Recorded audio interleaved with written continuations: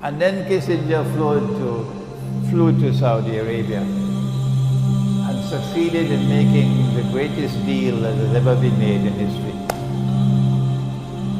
And because of that deal, an ocean of oil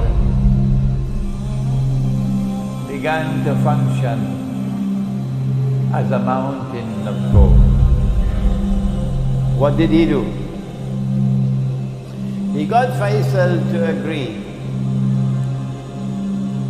that Saudi Arabia would sell its oil for only US dollars. I hope and pray that I'm not speaking unjustly of King Faisal rahimahullah. If I am, may Allah forgive me. But this is secret negotiations, and I don't have the records, so I'm reading between the lines.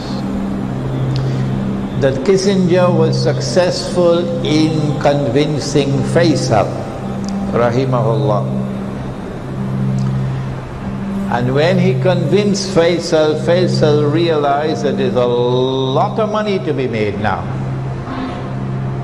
This is the deal. We want you to make a law that you will sell your oil for only US dollars. And Faisal fell for it. May Allah forgive him.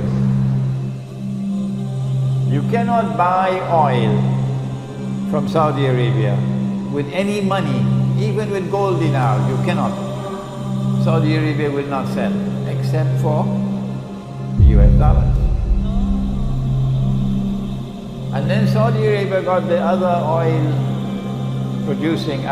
oil producing countries to fall in line. And then came OPEC. And OPEC was the organization which kept the ocean of oil functioning as a mountain of gold, OPEC. The Organization of Petroleum Exporting Countries was then successful in establishing a rule for all member states of OPEC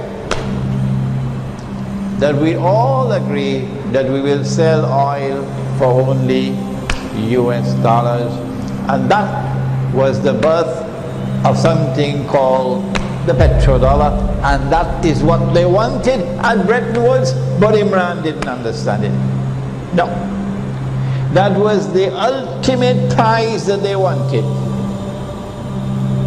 When they started in 1944 in Bretton Woods, but I did not understand it. If you were a central bank, the law permitted you to take the US dollars and ask the American government to give me the gold. The law permitted it. No central bank will be so stupid. No central bank will be so stupid to ever come with US dollars to ask for gold. They're all scared. So the system is designed to allow the United States dominance in the world of money. So all of these paper money which have no redeemability in gold are all bogus and fraudulent and haram, all.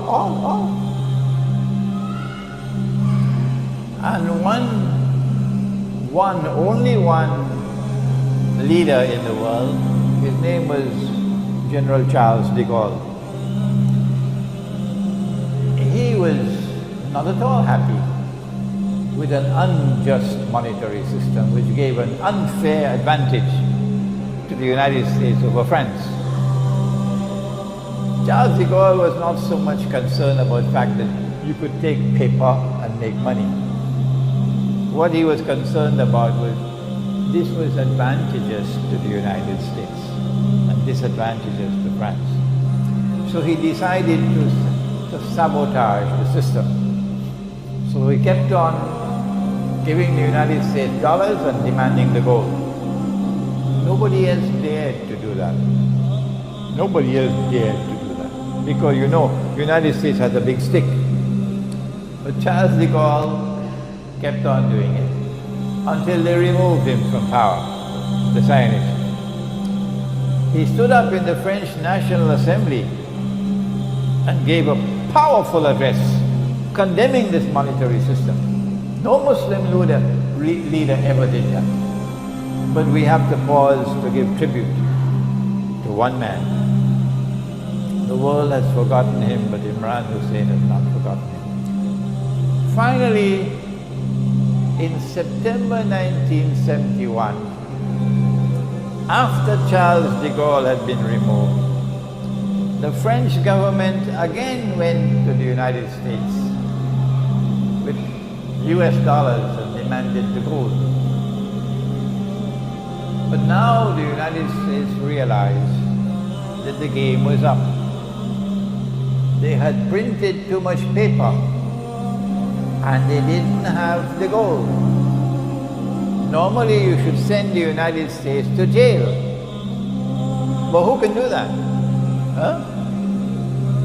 So what Richard Nixon did was to, Sunday morning, announce to the world, we gave our word, but we don't have to keep our word. That's America. We gave our word that we would redeem US dollars for gold. But we don't have to keep our word. We're not going to do it anymore. So now, no currency, no paper in the world, none, can be cashed. You just write checks and that'll be your money. Who could write the most checks will have the most money? Huh? So get a checkbook and start writing checks. The problem is, if you have an American checkbook or a French checkbook or a German checkbook or an Australian checkbook or a Singaporean checkbook, you could write checks. They call it hard currency. But if you have a Bangladeshi checkbook or a Pakistani checkbook, you can write as many checks as you want. You cannot even buy a cup of coffee in Manhattan. See? So now you have a bogus monetary system which gives to the enemies of Islam the capacity to make as much money as they want by simply writing checks so that the donkeys in the world accept the checks. You don't have to work anymore to get money. No. In a world filled with donkeys, all you have to do is write checks. You can buy all the oil of Saudi Arabia free of charge. All you have to do is to get paper and pen and write checks.